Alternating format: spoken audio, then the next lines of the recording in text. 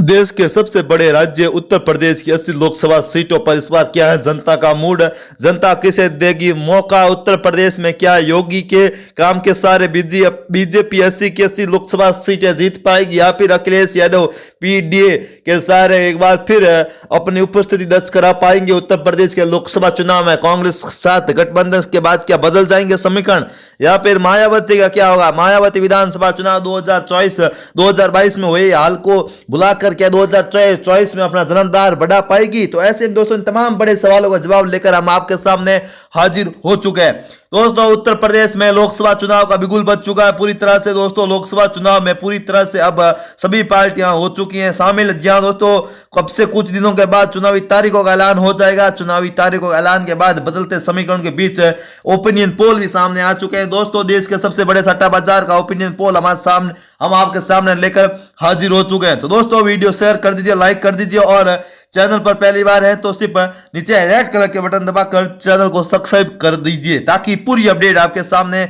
लाते रहे। जी हाँ दोस्तों ओपिनियन पोल के सर्वे इस बार दोस्तों बड़े चौंकाने वाला आ रहा है। उत्तर प्रदेश की 80 लोकसभा सीटों पर इस बार चुनाव में क्या होगा, ये एक ऐसा सवाल है जिसका जवाब हर कोई जानना चाह रहा है। यूपी में पिछले दिनों समाजवादी पार्टी और कांग्रेस ने इंडिया गठबंधन के तहत सीट शेयरिंग का ऐलान कर दिया था। इस समझौते के तहत कांग्रेस पार्टी के खाते में 17 सीटें लोकसभा की सीटें मिली थी, जबकि इसमें गांधी परिवार का गढ़ सीट है। जी हाँ दोस्तों गांधी परिवार गढ़ समझने वाला अमेठी रायबरेली शामिल है। सपा को 63 सीटों पर मिली है। इसी बीच आगामी लोकसभा चुनाव को लेकर अलग अलग ओपिनियन पोल आ रहे हैं। एक लेटेस्ट ओपिनियन पोल भी सामने आ चुका है जिसमें काफी बड़े बदलाव होते हुए नजर आ रहा है। जी हाँ दोस्तों ओपिनियन पोल के आंकड़े जारी कर दिया है। उनके मुताबिक ओपिनियन पोल यूपी के सभी 80 सीटों पर किया गया है। इसमें करीब 1,60,000 लोगों को हिस्सा लिया। बीजेपी की बंपर जीत का अनुमान। ओपिनियन पोल में बीजेपी को बंपर जीत का अनुमान जताया गया है। इसके मुताबिक बीजेपी 2014 में मिली जीत के आंकड़ों भी आगे निकलती हुई दिखाई दे रही है। इसमें बीजेपी बीजेपी का गठबंधन जो एनडीए गठबंधन है उसे 80 में से 78 सीटों पर जीत मिलने का अनुमान जताया जा रहा है। आपको बता दें कि 2014 के चुनाव में यूपी में एनडीए को 73 सीटें मिली थी। समाजवादी पार्टी 2 सीटें जीतने का अनुमान है। इसी ओपिनियन पोल में कांग्रेस बसपा का खाता खुलता भी नजर नहीं आया। सपा का मैनपुरी आजमगढ़ में जीत मिल सकती है। इसका मतलब यह हुआ कि ओपिनियन पोल में वैसे माना जा रहा है कि कांग्रेस अमेठी रायबरेली सीटें हार सकती है। वैसे ही 2019 के चुनाव में अमेठी कांग्रेस हार चुकी थी, तब रायबरेली में सोनिया गांधी सीट जीतने में कामयाब थी। इस बार सोनिया गांधी राज्यसभा चुनाव से हैं। तो दोस्तों ओपिनियन पोल के आंकड़े साफ तौर पर हमें जाहिर हो रहे हैं कि उत्तर प्रदेश में दोस्तों बड़े समीकरण बदलते हुए नजर आ रहे हैं। तो दोस्तों वे कौन कौन सी सीटें हैं जहां पर इस बार कौन कहां से जीत रहा है, दोस्तों पूरी अपडेट दे रहे हैं। वीडियो लाइक जरूर कर दीजिए। जी हाँ दोस्तों वीडियो लाइक कर दीजिए और कमेंट करके अपने लोकसभा क्षेत्र का नाम हमें जरूर बता दीजिए। दोस्तों सबसे पहले बात करेंगे एक लोकसभा क्षेत्र के बारे में जहां से आप पूरी अपडेट दे रहे हैं। दोस्तों बता दें कि इस बार बड़े बदलाव होते हुए उत्तर प्रदेश में नजर आ रहे हैं। अगर सबसे पहले हम पर कैराना लोकसभा सीट की बात करें तो यहां पर बीजेपी जीतती हुई दिखाई दे रही है। मुजफ्फरनगर में भारतीय जनता पार्टी का अच्छा प्रभाव है और यह सीट बीजेपी के पक्ष में जाती हुई नजर आ रही है। बिजनौर लोकसभा भी भारतीय जनता पार्टी के कब्जे में जाती हुई नजर आ रही है। नगीना लोकसभा सीट बीजेपी के कब्जे में। मुरादाबाद पर भारतीय जनता पार्टी का जीत होती हुई नजर आ रही है। मुरादाबाद के बाद अगर हम रामपुर लोकसभा सीट की बात करें तो यहां पर समाजवादी पार्टी और कांग्रेस बीजेपी के बीच जबरदस्त टक्कर देखने को मिल रही है। जबकि अगर सांबल लोकसभा सीट की बात करें तो यह सीट दोस्तों कांटे की टक्कर है, लेकिन यह सीट समाजवादी पार्टी जीत सकती है। अमरोही लोकसभा सीट बीजेपी के खाते में जाती हुई नजर आ रही है, जबकि मेरठ पर भी भारतीय जनता पार्टी जीतती हुई नजर आ रही है। बागपत बीजेपी के सहयोगी आरएलडी के खाते में जा सकती है। गाजियाबाद पर भी दोस्तों भारतीय जनता पार्टी का कब्जा हो रहा है। गौतम बुद्ध नगर की बात करें तो यह सीट भी बीजेपी के पक्ष में जाती हुई दिखाई दे रही है। बुलंदशहर भारतीय जनता पार्टी का कब्जा हो रहा है। हाथरस लोकसभा सीट पर बीजेपी यहां पर जीत हासिल करती हुई नजर आ रही है। दोस्तों आगे की जानकारी दे रहे हैं, वीडियो लाइक कर दीजिए और चैनल को अभी तक सब्सक्राइब नहीं किया तो नीचे रेड कलर के बटन दबाकर चैनल को सब्सक्राइब जरूर कर दीजिए।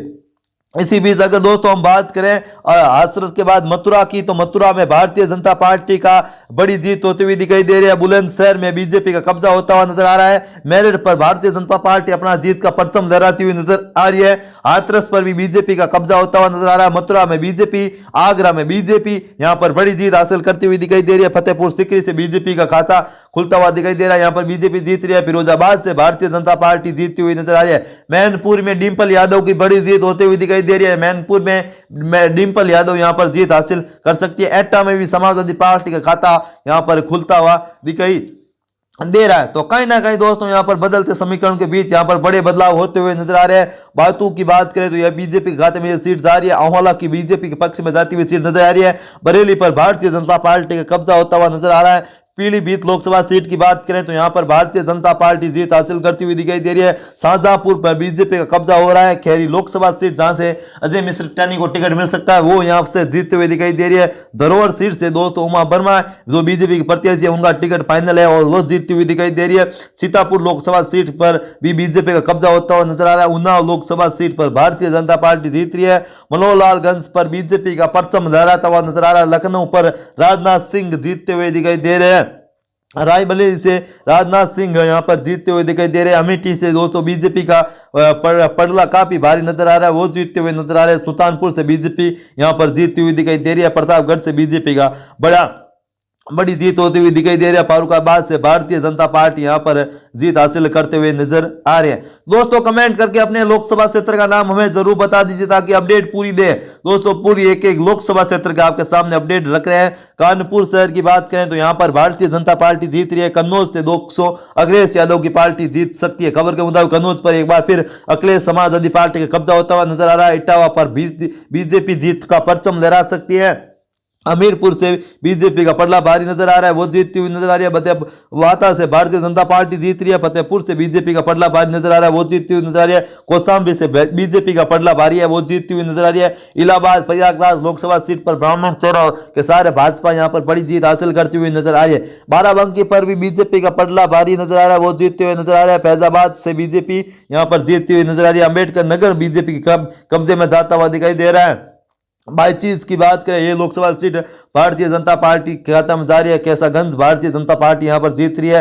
सौस्ती बीजेपी के पक्ष में जा रही है।